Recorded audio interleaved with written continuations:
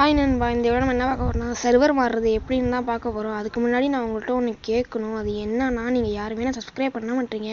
அது யானும் எனக்கும் தெரியல. இனிமேல் சப்ஸ்கிரைப் பண்ணுவீங்கன்னு நம்புகிறேன்.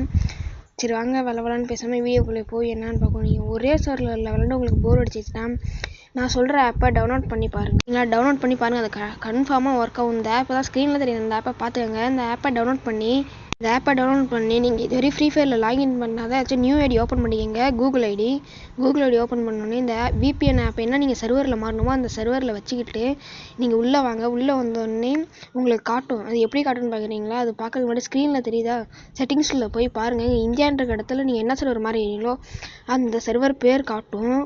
பேர் காட்டினோடனே நீங்கள் சர்வர் மாறினதை கன்ஃபார்ம் ஆகிக்கலாம். இது 100% ஒர்க் ஆகும் நண்பா. நான் ட்ரை பண்ணிட்டு தான் சொல்கிறேன்.